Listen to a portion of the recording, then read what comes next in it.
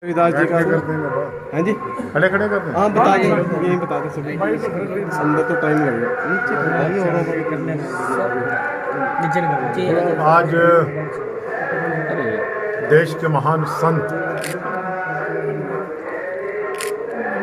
और उन्हें संत शिरोमणि भी कहा गया है, गुरु रविदास जी की 644वीं जयंती के पर्व पर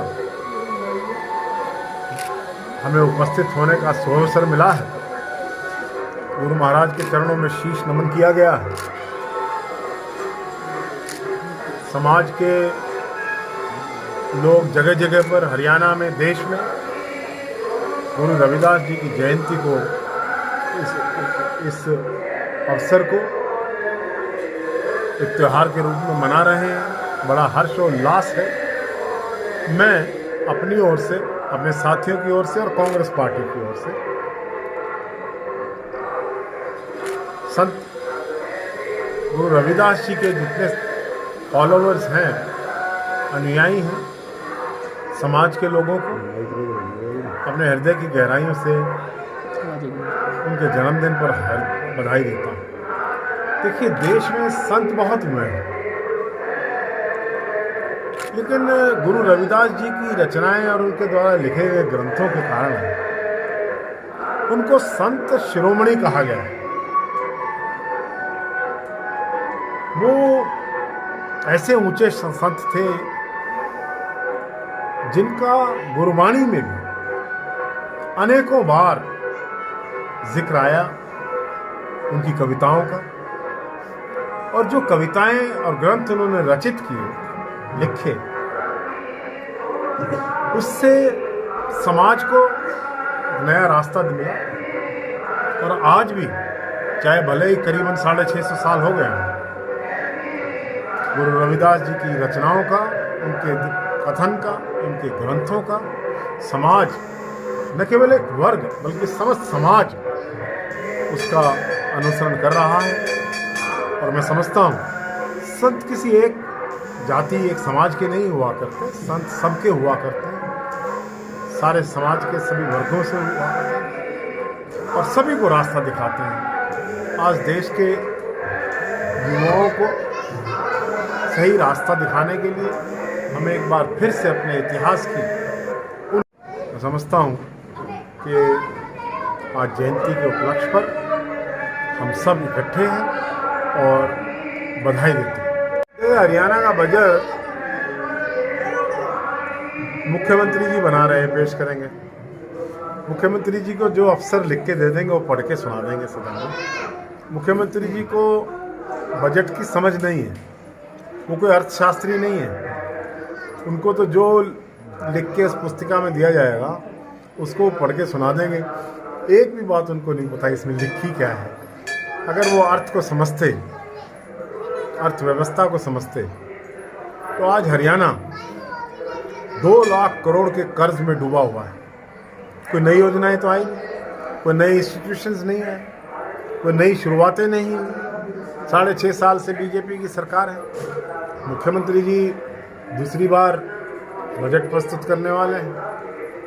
लेकिन ये हम सबका, करनाल वासियों का, जिन्होंने उनको सराखब बिठाया, मुख्यमंत्री जैसे महत्वपूर्ण पद पर वो करनाल के लोगों के कंधों पर जाकर पहुंचे हैं, उन्होंने करनाल के लिए कुछ नहीं किया। हर एक मुख्यमंत्री से उसके शहरवासियों की अपेक्षाएं हुआ करती हैं, आशाएं हुआ करती हैं। लेकिन मुख्यमंत्री मनोहर लाल जी ने करनाल वासियों को निराश किया है और कोई भी विस्तार से बता दें कि कौन से ऐसे विकास कार्य हैं जो उन्होंने किए हों। कल्पना चावला मेडिकल कॉलेज की आधारशिला हमारी सरकार, कांग्रेस की सरकार में रखी गई थी। 90% कंप्लीट होने के बाद पत्थर मनोहर लाल जी लगा गए हैं, मानता हूँ। और कौन सी सड़क बनी है? कहाँ निर्माण हुआ, कौन सी संस्थाएं आई, तो ये सब बातें बजट जो प्रस्तुत होगा उसके साथ साथ नेता प्रतिपक्ष चौधरी भूपेंद्र सिंह हुड्डा ने कांग्रेस के सभी विधायकों की सहमति से कृषि के 3 काले कानूनों के विरोध में हरियाणा की भारतीय जनता पार्टी की मनोहर लाल के नेतृत्व की सरकार के खिलाफ अविश्वास प्रस्ताव लाने का फैसला किया है। अगर अखबारों की बात मानी जाए तो 5 तारीख को प्रस्ताव प्रस्तुत होगा, इस पर चर्चा होगी। कुछ विधायक जो अखबारों में सरकार के और कृषि कानूनों के साथ खड़ा है और कौन इन कानूनों के विरोध में खड़ा है, इस बात की सही पहचान हो जाएगी। सर, ट्विटर पर ट्रेंडिंग कर रहा है मोदी जॉब दो का हैशटैग ट्विटर पर ट्रेंडिंग कर रहा है और उसको कोई टीवी चैनल या और कोई उठा नहीं रहा है, इसके बारे में आपका कहना क्या है? देखिए, मैं ये तो नहीं कहना चाहूँगा देश के प्रधानमंत्री हैं कि वो झूठ बोलते हैं, लेकिन ये जरूर कहूँगा कि वो सच नहीं बोलते। प्रधानमंत्री जी ने कहा था 2 करोड़ नौकरियां हर साल दी जाएंगी। आज देश का युवा नौकरी मांग रहा है। कोरोना काल की मार, जीएसटी की मार, जो जीडीपी में डाउनफॉल आया है, उससे करोड़ों लोग बेरोजगार हुए हैं। तो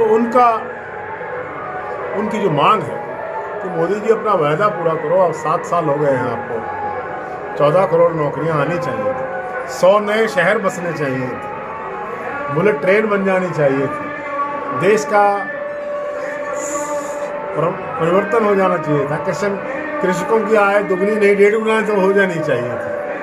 तो मेरा प्रधानमंत्री से एक निवेदन है गुरु रविदास जी के मंदिर में खड़ा होकर कि प्रधानमंत्री जी लाल किले पर चढ़कर आप सच बोलना शुरू कर दें, ताकि देश को, जनता को, वैसे तो समझ में आ गया है मोदी जी क्या है, लेकिन और सफाई से ये बात पता लगे। डीजल पेट्रोल कहा था कि पेट्रोल के भाव तत्कालीन प्रधानमंत्री मनमोहन सिंह की उम्र की तरह बढ़ रहे हैं और डीजल के भाव राहुल गांधी जी की उम्र की तरह बढ़ रहे हैं। अब बताएं मोदी जी कि ये पेट्रोल 100 पार हो गया और डीजल 85 के पार हो गया है। सरहदों को लांघता हुआ ये पेट्रोल, जबकि क्रूड सस्ता है, तो देश को बताएंगे, सच बोलने की कोशिश करेंगे। जैसा भी कहा कि सर्दियों में पेट्रोल की खपत बढ़ जाती है,